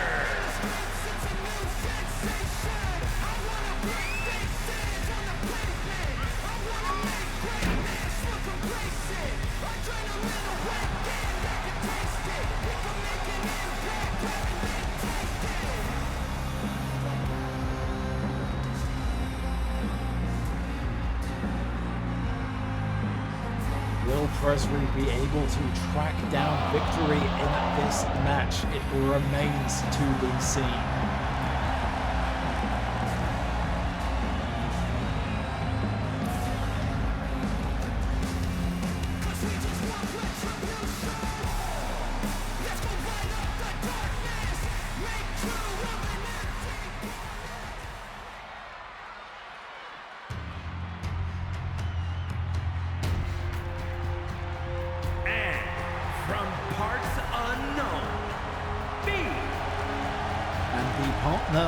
Alongside Pressery worked their way into this match, Valorant Anastasia, mysterious and unknown. Valorant has a demonstrated tendency to strike out of nowhere, which may well suit her very well in a match of this type.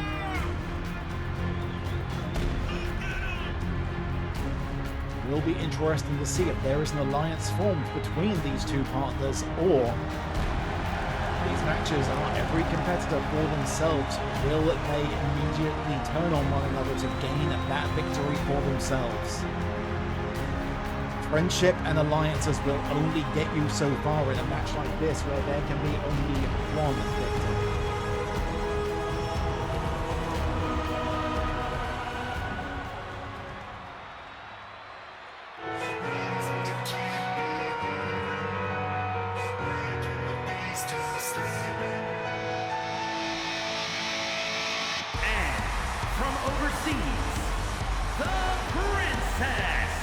Another newer arrival to the AIW roster, Kiri, the Mithran Princess, magic practitioner. Of course, magic not technically allowed in most of these matches, but there's at least some degree of lifting that we have done for that. Nothing that's going to be able to impact your opponent directly. But will she be able to climb her way to the ladder match victory the way she has climbed her way to the upper echelons of the entirely legitimate business world?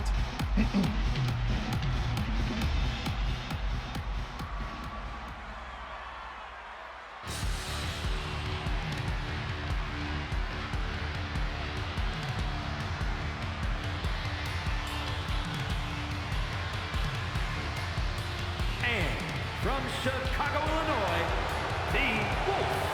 And again, another newer arrival who managed to fight their way into this match, the Dark Wolf Fenris.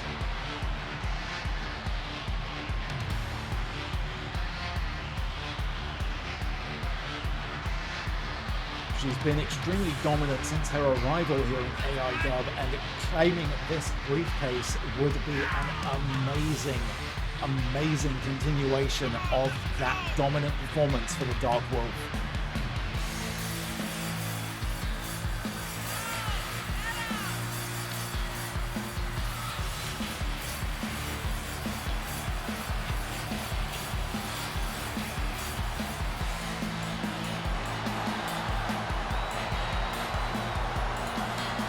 Not a great deal known about Fenris as a competitor yet. He's only had a couple of matches.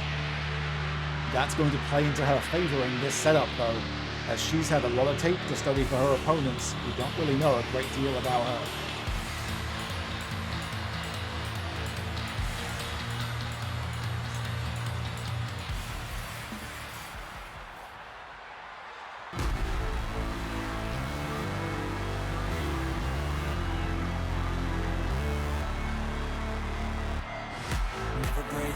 And representing Team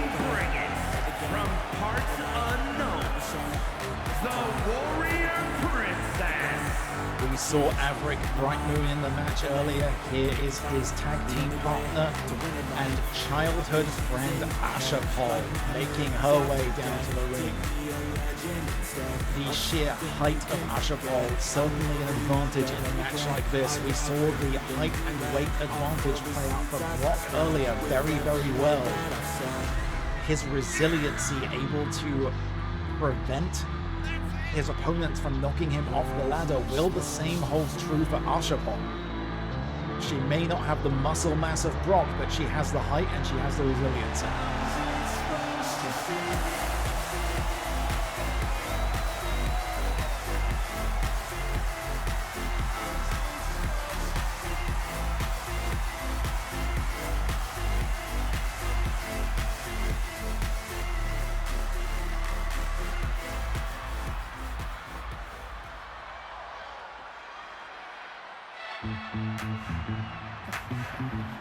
And here's our final entrant.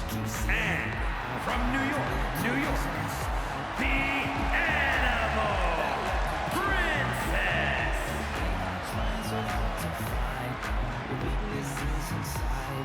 Mary making her way down. New look for Mary, new entrance music. One of the AIW originals. Mary has the hair up, so you know, despite her dancing her way down to the ring, she is not here to play. As she demonstrates with that, look at that athleticism. Just hoying her way back up.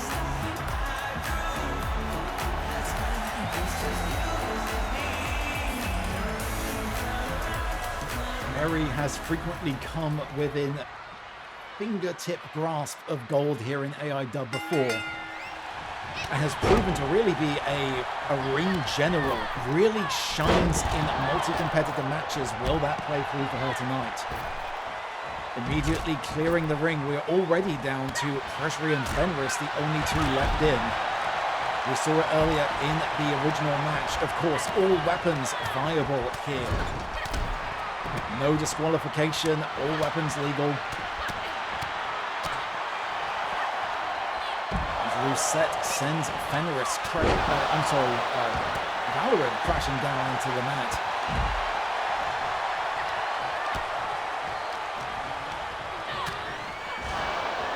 Presri and Fenris locking up in the middle of the ring.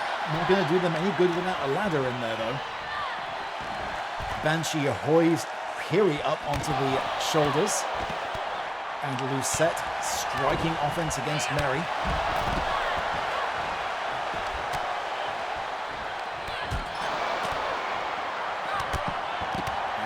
Turning her attention to Valorant, Lucette scrappy to a fault.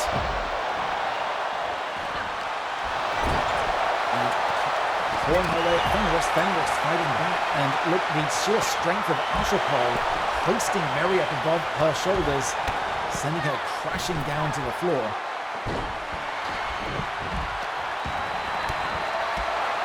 Fenris now looking to end this quickly. She's gone for that ladder. Mary, realizing what was at stake, bounced into the ring to take care of that. Takes out the leg of Lucette Forrester. Is Mary going to go for the ladder herself? I think she is. Utilizing it as a weapon, takes down Lucette and then Fenris. And then it sends the ladder into the ring. This is what I was talking about. These multi-competitive matches.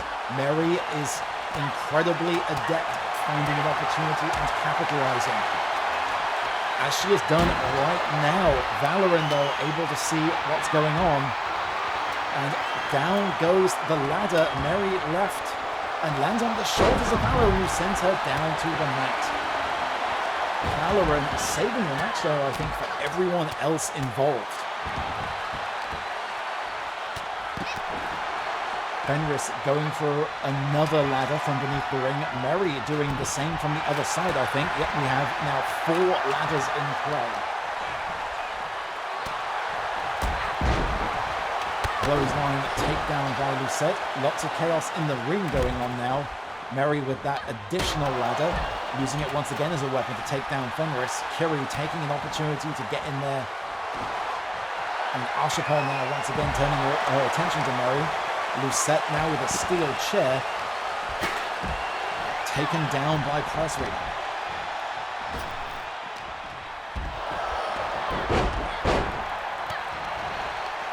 Mary capitalizing on the attention shift from Valorant to Banshee there, sending her down to the ring.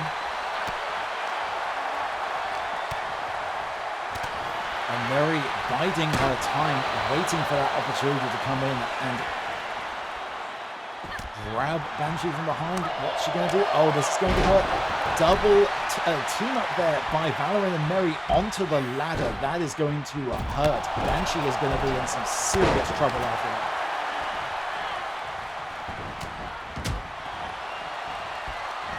Ashapal once again with her sights on Mary, up and over with that sheer powerhouse strength of Ashapal. And no time for friendship there between Presley and Valor, and the two turning their sights on each other. As on the outside, Fenris sends Lucette down, and once again with that ladder, I think the positioning's a little off. She might have a bit of trouble reaching it, but Ashapal, yeah, I don't think Ashapal quite got that positioning right. Nope, she's able to do it, but Mary is right there to return the favor. Asha now hanging, and oh, look at that positional awareness by Mary. Left her hanging long enough to bounce that ladder off the apron and just powerbombed Asha right into it. The entire ship is shaking from the impact going on in this ring right now. Mary working over the legs. Of course, a submission not going to help here, but that is doing a lot of damage to the legs of Banshee, which is going to make it harder to get up that ladder.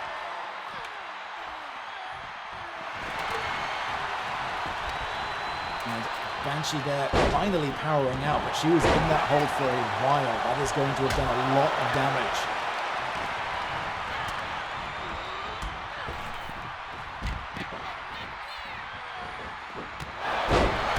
Kerry and Presley squaring up on the outside. Banshee stalking around, and down goes Lucette. Mary again in the center of the ring. Valorant now returning the favor. There's Ashapal ready to try and capitalize. Got that head grip on Valorant, but she's able to strike her way out.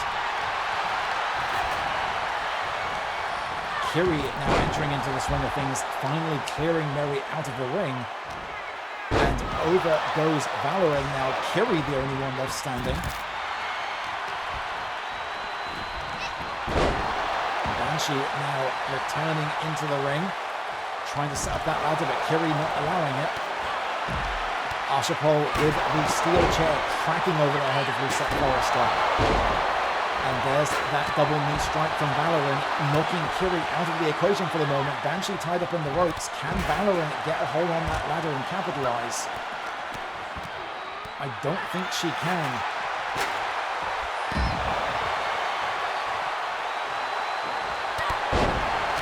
Taking down Banshee with that double drop kick.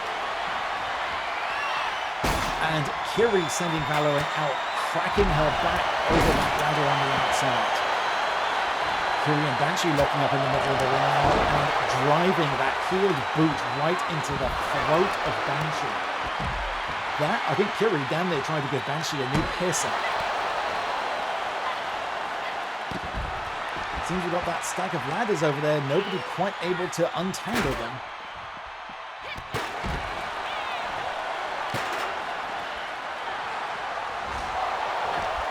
Again,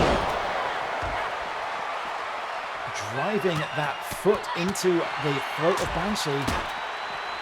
I think Kiri realized there, she tried to set up the ladder. Banshee's laying right in position where that ladder needs to go. Trying to shove things out of the way. I think Kiri has been able to finally get it in position, but that gave Banshee a lot of time to recover. Everyone else busy on the outside. Presley breaking away from the pack. I think she's realized the opportunity that may be about to present itself, but Ashapal with that surprising athleticism able to break it down. Kiri and Banshee now, the only two in the ring. That ladder is set up. Kiri climbing up to the outside.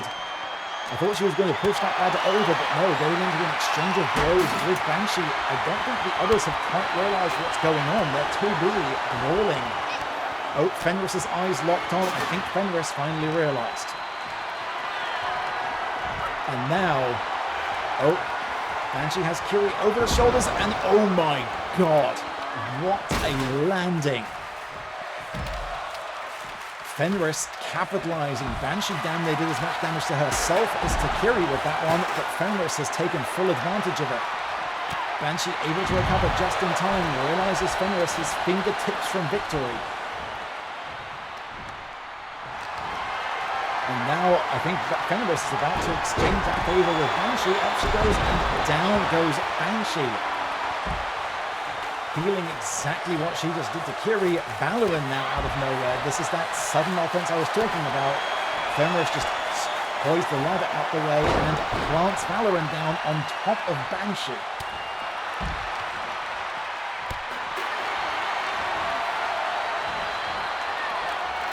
Up and Mary launched back into the ring. Fenris just, stretching out the back of Banshee, who tapped out, but that's not going to help her in this match. Banshee just begging out of that wrench hold that she was pulling by Fenris. No submissions, and therefore no breaks in this match. And that might well be Banshee done in this match for a while. The Presley has been laid out on that suspended ladder. Oh, Banshee able to recover. She's back in, but the damage done to that back is going to have a factor into the rest of this match. Presley now recovering.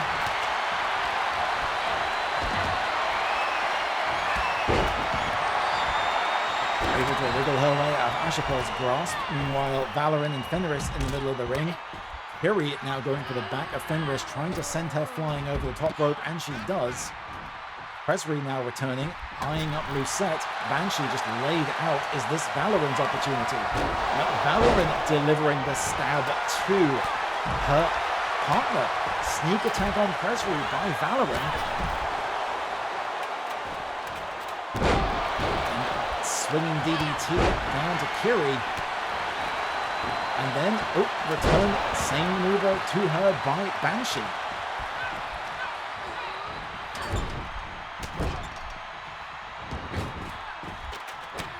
And still the athleticism of Banshee showing through, cracking the head of Lucette Forrester there. Fenris able to capitalize. Presley now has a kendo stick, and brutalizing her tag team partner with that. Presley giving Valorant an absolute receipt after that sneak attack earlier. Meanwhile, Ashapal bouncing Mary off of that suspended ladder.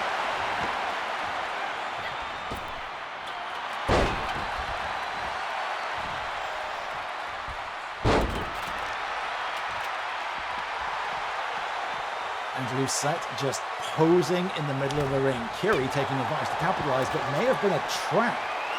Lucette able to immediately counter and down reverse pile driver from Lucette to Kiri. Kiri is out.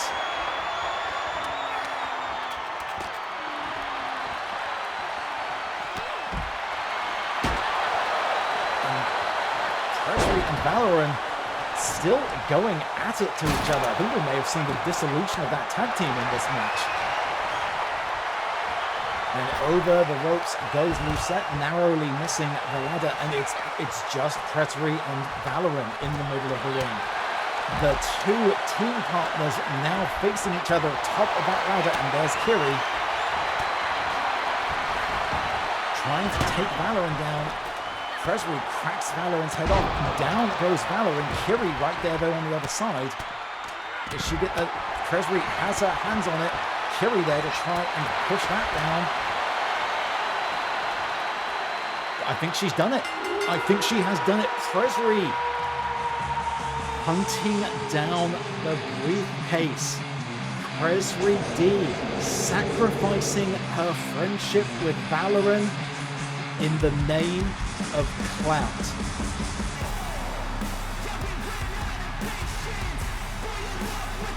Presley has claimed the drama ball.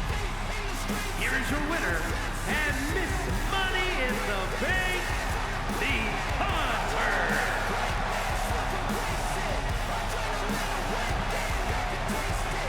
What a match, and what a holder of the drama bomb. Presley's skill set, being able to hunt prey, wait for the opportune moment to strike, is going to serve her very, very well. Holding that case, waiting for the opportune moment to cash in. Right in her sights now are both Blitz and the new $1,000,000 champion Aria Nightvalley, who is going to be targeted by Presley. This is the way of it in all influencer wrestling, in social media in general. Clout is more important than anything else. What a show, what a match. Thank you all for joining us here tonight. I have been your Clout Missioner, Captain Tyriant Guidal.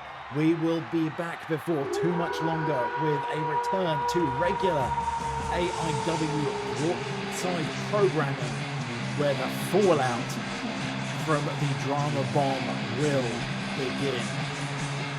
Take care. We'll see you next time. And as always, remember to stay #out for Clout.